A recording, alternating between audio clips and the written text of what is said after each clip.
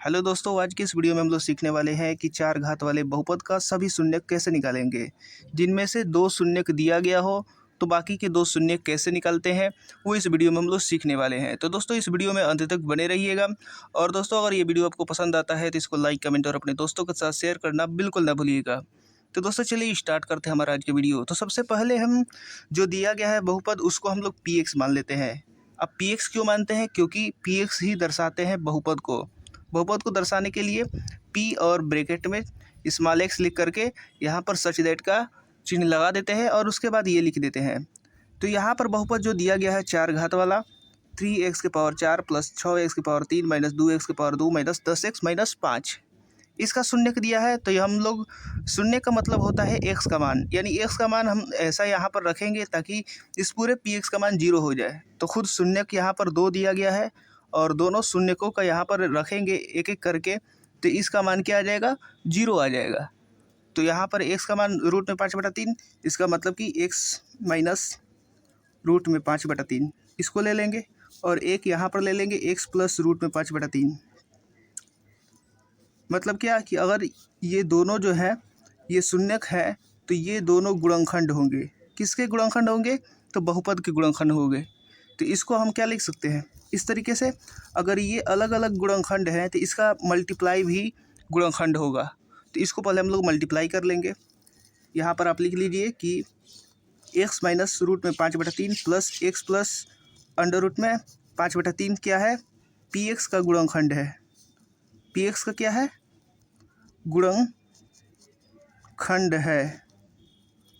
गुणनखंड है, या फिर हम जब मल्टीप्लाई करेंगे तो वो भी इसका गुणनखंड होगा पी एक्स का। तो इसको मल्टीप्लाई करने पर हमें क्या मिलेगा? यहाँ पर मिलेगा x² माइनस 5/3। अब कहेंगे कि कैसे मिला? तो देखिए ये a है, ये माइनस b है, ये है a plus b। a minus b और a प्लस b का फॉर्मूला होता है, यहाँ पर देख लीजिए आप ब्रैकेट में a माइनस b, और जब मल्टीप्लाई होता है a प्लस b से तो आता है a² plus a² minus b²। इस तरीके से आता है a² माइनस b²। तो वही हमने यहाँ पर लिख दिया है। a के जगह पर x है यानी x², b के जगह पर रूट में 5/3 है तो रूट में 5/3 का स्क्वायर करेंगे तो रूट हट जाएगा, x² माइनस 5/3 आ जाएगा। तो इसका मतलब कि x² माइनस 5/3 क्या है? पी एक्स का गुणनखंड है। अब गुणनखंड कहने का मतलब मैंने पहले ही समझा दिया है। यहाँ पर पहले वाले वीडियोज़ में जो मैंने अपलोड किया है गुणनखंड से रिलेटेड, वहाँ पर मैंने समझाया है बारीकी से कि जब भी इस तरीके से कहे x² माइनस 5/3 पी एक्स का गुणनखंड है, इसका मतलब ये होता है कि x² माइनस 5/3 से अगर भागा दिया जाए पी एक्स में तो शेष क्या आ जाएगा? शेषफल 0 आ जाएगा। तो चलिए अब देखते हैं यहाँ पर भाग करके। तो पहले भाग करेंगे यहाँ पर किस में? x² माइनस 5/3 से इसमें भाग करेंगे पी एक्स में। तो पी एक्स में भाग देंगे, x² माइनस 5/3 से भाग देना है किसमें? 3x⁴ plus 6x⁴ minus 2x⁴ minus 10x minus 5। इस तरीके से हम लोग यहाँ पर भाग देने वाले हैं। तो चलिए अब देते हैं भाग। तो सबसे पहले यहाँ पर ध्यान देने वाली बात है, जब भी हम लोग भाग देंगे बहुपद का किसी बहुपद में तो यहाँ पर पहला पद देखते हैं हम। ये दूसरा पद है, ये तीसरा है, ये चौथा है, ये पांचवा है। तो पहला पद देखते हैं। पहला पद में यहाँ पर 3 है, x⁴ है, लेकिन हमारा जो यहाँ पर दिया गया है यहाँ पर है x⁴ 2 और इसके आगे 1 है। तो हमें किससे मल्टीप्लाई करना होगा? 3 से। लेकिन यहाँ पर प्लस माइनस ध्यान से देखिएगा, क्योंकि प्लस यहाँ पर दिया गया है इसीलिए हमें यहाँ पर प्लस से ही मल्टीप्लाई करना होगा। अगर यहाँ पर माइनस दिया होता तो माइनस से करते, क्योंकि यहाँ पर प्लस है, क्योंकि माइनस और माइनस मिलके प्लस होता है। तो देखिए यहाँ पर 3×3 तो हो जाएगा, लेकिन x⁴ 2 है तो अब यहाँ पर x⁴ दिया है तो हमें x⁴ लाने के लिए x⁴ 2 से मल्टीप्लाई करेंगे, यानी 3x⁴ 2 से मल्टीप्लाई करना होगा। तो यहाँ पर आ जाएगा 3x⁴ ठीक। अब क्या करना है? अब इसमें मल्टीप्लाई करना है, यानी इसमें गुणा करना है। तो इसमें गुणा करेंगे 3x⁴ 2 से, यहाँ पर मल्टीप्लाई करेंगे। तो यहाँ पर साइड में देख लीजिए आप लोग कि जब हम लोग 3x² से मल्टीप्लाई करेंगे 5/3 से तो 3 से 3 यहाँ पर कट जाएगा और उसके बाद बचेगा केवल और केवल 5x²। तो 5x² केवल 5x² के सामने ही लिखते हैं। यहाँ पर x³ है, x² यहाँ पर है, इसीलिए हम लोग लिखेंगे यहाँ पर 5x²। लेकिन आगे माइनस होगा या फिर प्लस होगा, ये ध्यान देने वाली बात है, क्योंकि यहाँ पर जब माइनस दिया है तो माइनस लगाएंगे और बाकी उसको यहाँ पर इस तरीके से कर लेंगे। अब यहाँ पर क्या करना है, घटाना है। जब भी घटाते हैं हम लोग भागा में, जब भी हम लोग भाग देते हैं तो घटाते हैं, भाग देने के बाद तो जब घटाते हैं तो इस वाले केस में जब इस तरीके से बहुपद होता है तो इसमें चिन्ह बदल जाता है, यानी यहाँ पर प्लस है तो माइनस हो जाता है, माइनस है तो प्लस हो जाता है। तो अब यहाँ पर माइनस हो गया, ये हो गया प्लस, तो प्लस और माइनस यहाँ पर कट जाएगा, क्योंकि इन दोनों का वैल्यू सेम है। जैसे आपका +2 और -2 कट करके 0 आ जाता है, उसी तरीके से ये भी कट जाएगा। अब देखिए यहाँ पर ये वाला तो उतर जाएगा 6x⁻3, लेकिन यहाँ पर प्लस में दिया गया है, इसको भी हम लोग उतार लेंगे ताकि आसानी हो प्लस माइनस लेने में। अब यहाँ पर देखिए +5x² है, -2x² है, यानी प्लस माइनस माइनस होता है, यानी 5 में से 2 जाएगा तो 3 होगा, 5 में से 2 3 और x² का x² उतर जाएगा। लेकिन यहाँ पर जो बात है कि अब चिन्ह किसका लेंगे, जो हम लोग प्लस लेंगे या फिर माइनस लेंगे। तो दोस्तों इसका हम लोग प्लस लेंगे, ये वाला वैल्यू नहीं होता है, ये वाला प्लस लेंगे। और ये 5 जो है ये बड़ा है 2 से, इसीलिए इसका वैल्यू मान्य होगा, इसलिए यहाँ पर हम लोग प्लस में ले लेंगे। अब ये बात है यहाँ पर है कि -10x उतार देंगे और फिर -5 भी उतार देंगे। अब देखिए, अब यहाँ पर अब नीचे देखना है, इसको कटाना है। यहाँ पर देख रहे हैं तो 6 है और x⁻3 है, लेकिन यहाँ पर दिया गया है x², तो हमें किससे गुणा करना होगा, 6 से। तो सिंपली क्या कीजिए, आप 6 से गुणा कीजिए पहले, तो 6 का 6 हो जाएगा। लेकिन x⁻3 करना है तो यहाँ पर x⁻2 पहले से ही है, यानी x⁻1 से हमें मल्टीप्लाई करना होगा। ये x⁻1 से मल्टीप्लाई करेंगे तो यहाँ पर x⁻3 हो जाएगा। अब देखिए फिर अब इससे मल्टीप्लाई करेंगे, तो इससे मल्टीप्लाई करने पर हमारा आएगा, टोटल आ जाएगा यहाँ पर कितना देख लीजिए, यहाँ पर ध्यान से 6x से मल्टीप्लाई करेंगे 5/3 में, तो आ जाएगा 3 दूनी का 6, 2 × 10, 10x आ जाएगा। तो हमें केवल x के सामने लिखेंगे, क्योंकि x के पावर यहाँ पर 2 दिया गया है और यहाँ पर 1 है, इसीलिए x के पावर 1 वाले के साथ रखेंगे। तो यहाँ पर आ रहा है हमारा टोटल -10x। कितना आ रहा है, -10x, क्योंकि माइनस यहाँ पर दिया गया है, इसीलिए माइनस हमने लिया। 5 दूनी का 10x। अब हमें क्या करना होगा, यहाँ पर फिर से वही मेथड अपनाएंगे, घटाएंगे। घटाते हैं तो ये प्लस है तो इसका माइनस चेंज हो जाएगा, ये माइनस है तो प्लस हो जाएगा। अब देखिए यहाँ पर ये वाला और ये वाला कट जाएगा और यहाँ पर +3x² उतर जाएगा, सिंपली यहाँ पर उतर देंगे। उसके बाद यहाँ पर 10x में से 10x यहाँ पर घटाएंगे तो ये क्या हो जाएगा, 0 हो जाएगा और ऊपर से उतरेगा -5। दोस्तों रिकॉर्डिंग रुक जाने की वजह से यहाँ पर आगे हम लोग चले गए थे, चलिए हम आपको समझा दे रहे हैं यहाँ पर ये कैसे हुआ। तो सिंपली हमने क्या किया, x² -5/3 में अब हम लोग क्या करना था, यहाँ पर ये वाला 3x² लाना था, 3x² लाना था। तो हमने क्या किया, इसमें +3 से मल्टीप्लाई कर दिया, क्योंकि यहाँ पर प्लस चाहिए था, तो इसीलिए +3 से मल्टीप्लाई करें। तो +3 से मल्टीप्लाई करने के बाद 3x² बन जाएगा, तो 3x² मैंने यहाँ पर लिख दिया। फिर उसके बाद हमने इसमें मल्टीप्लाई किया 3 से ही, तो 3 से मल्टीप्लाई करेंगे यहाँ पर, तो आप लोग देख सकते हैं 3 से मल्टीप्लाई करेंगे, 3 × 5/3, यानी गुणा करेंगे तो यहाँ पर 3 से 3 कट जाएगा, ऊपर केवल 5 बचेगा।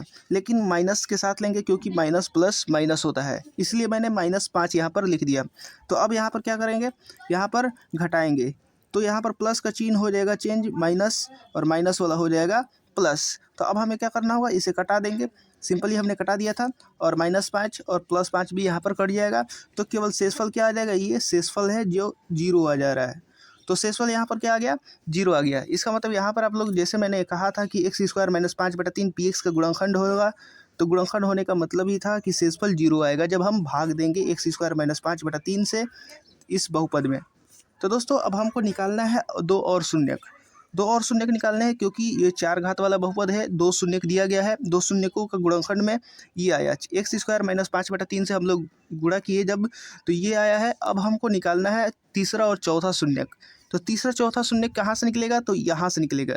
तो सिंपली आप लिख दीजिए यहाँ पर कि जब भी हम लोग जब भी कोई भी पी एक्स दिया होता है यानी बहुपद दिया गया है, जैसे मान लीजिए कि बहुपद यहाँ पर 3x⁴ और 6x⁻³ माइनस 2x⁻² दिया गया है, तो अब इसको हम क्या लिख सकते हैं, गुणनखंड के रूप में लिख सकते हैं। गुणनखंड यहाँ पर पहला गुणनखंड तो दिया गया है x² - 5/3 और उसके बाद यहाँ पर अब आ जाएगा 3x⁻² प्लस 6x प्लस 3 आ जाएगा, 3x² प्लस 6x प्लस 3।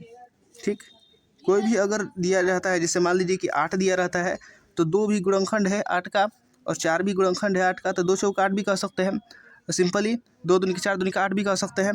तो यहाँ पर देख सकते हैं, सिंपली समझाने के लिए मैंने यहाँ पर लिया है, तो 2 से भी भाग दे देंगे, 4 से भी भाग दे देंगे, शेषफल यहाँ पर कुछ भी नहीं बचेगा। तो दोस्तों इसी तरीके से यहाँ पर है x² - 5/3 से भाग दिए हैं, तो यहाँ पर भागफल ये आया, शेषफल यहाँ पर 0 बच गया है। तो अब हमें क्या करना है, सिंपली इसको लेकर के चलना है, ये वाला हटा देना है थोड़ा, x² - 5/3 को अभी रोके रहते हैं, ये वाला को क्या करेंगे 3x² प्लस 6x प्लस 3, यहाँ से हमें शून्य निकालना है। शून्य निकालने के लिए हमें क्या करना है, यहाँ पर सिंपली तोड़ेंगे, उस मेथड से हम लोग यूज करेंगे जो हमने बताया था पहले वाले वीडियोज़ में कि आप शून्य कैसे निकालेंगे। तो यहाँ पर तीतरी के 9 करेंगे, यहाँ पर जब 9 हो जाएगा तो यहाँ पर देखेंगे जब 3 से 3 मल्टीप्लाई करेंगे तो यहाँ पर 9 हो जाएगा, लेकिन यहाँ पर प्लस दिया गया है, तो प्लस 9 का मतलब क्या हुआ कि गुणा करने पर क्या आना चाहिए, 9 आना चाहिए और जोड़ने पर क्या आना चाहिए, 6 आना चाहिए। तो हमें क्या करना होगा, यहाँ पर 3x² यहीं पर लिख लेंगे और यहाँ पर 3 और 3 का ही ले लेंगे, क्योंकि 3 को जब गुणा करते हैं 9 आता है और 3 को जब जोड़ते हैं तो 6 आता है। तो सिंपली यहाँ पर 3x लिख लेंगे, फिर उसके बाद 3x और लिख लेंगे, क्योंकि 3x और 3x क्या हो जाएगा, 6x हो जाएगा। अब यहाँ पर प्लस 3 लिख लेंगे। उसके बाद हमें क्या करना होगा, यहाँ पर ये बिग ब्रैकेट लिख लेते हैं, बड़ा ब्रैकेट वाला। अब हमें क्या करना होगा, इन 2 पदों को लेंगे, ये भी 2 पद यहाँ पर है, इसमें से कॉमन लेंगे, तो 3 यहाँ पर कॉमन मिल रहा है, x भी कॉमन मिल रहा है, तो 3x बाहर ले लेंगे, ये बड़ा वाला ब्रैकेट को रखे रहेंगे, इस पर 3x क्या करेंगे, कॉमन ले लेंगे। तो यहाँ पर केवल और केवल बचेगा 1x, ओनली 1x बचेगा, क्योंकि यहाँ पर x⁻1 वाला कॉमन ले लेंगे तो x⁻1 बचेगा। यहाँ पर क्या बचेगा, 1 बचेगा, क्योंकि जब भी हम बाहर लेते हैं तो यहाँ पर 1 बच जाता है। और यहाँ पर अब क्या करेंगे, 3 लेंगे कॉमन, यहाँ पर 3 कॉमन लेंगे तो यहाँ पर बचेगा x+1 बचेगा। तो इस तरीके से हो गया। अब देखेंगे कि x+1 यहाँ पर दोनों में सेम आ रहा है, तो इसको क्या करेंगे, पहले लिख लेंगे x+1 और फिर उसके बाद जो बच रहा है यानी 3x बच रहा है उसको अगले ब्रैकेट में लिख लेंगे, यानी 3x + 3 अगले ब्रैकेट में लिखा जाएगा। तो इस तरीके से आपका क्या आ गया, इतना आ गया है। तो अब हमको क्या करना होगा, 3x + 3 में भी देख रहे हैं कि यहाँ पर कॉमन मिल रहा है, तो इसको भी बाहर ले लेंगे, 3 बाहर ले लेंगे, चाहे नहीं भी लेंगे तो आपका जो शून्यक है वो आ जाएगा। तो चलिए देखते हैं, यहाँ पर ये तो दिया गया है x² - 5/3, और जो हम लोग यहाँ पर इसको तोड़ सकते हैं, जो x - 5/3 यहाँ पर रूट में 5/3 तोड़ सकते हैं, इसको x प्लस रूट में 5/3 में इसको हम लोग तोड़ सकते हैं, क्योंकि इसी का गुणा करने के बाद हम लोगों ने x² - 5/3 को लिया था।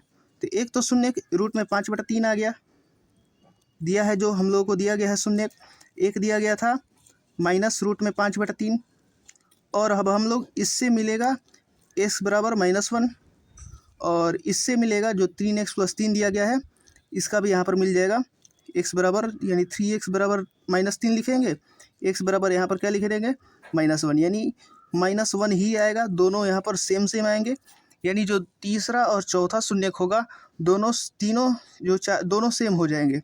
2 आएगा रूट में 5/3 माइनस रूट में 5/3, ये तो दिया गया है, और ये शून्यक आपका -1 और -1 सेम आएगा। तो दोस्तों इस तरीके से आप जो 4 घात वाला बहुपद है उसका शून्यक निकाल सकते हैं। तो दोस्तों उम्मीद करता हूँ कि वीडियो आपको पसंद आया होगा। अगर अभी तक आपने इस चैनल को सब्सक्राइब नहीं किया है तो चैनल को सब्सक्राइब कर दें, और वीडियो आपको पसंद आता है तो इसको लाइक, कमेंट और अपने दोस्तों के साथ शेयर करना मत भूलिएगा। तो मिलते हैं अगले वीडियोज़ में, तब तक के लिए जय हिंद।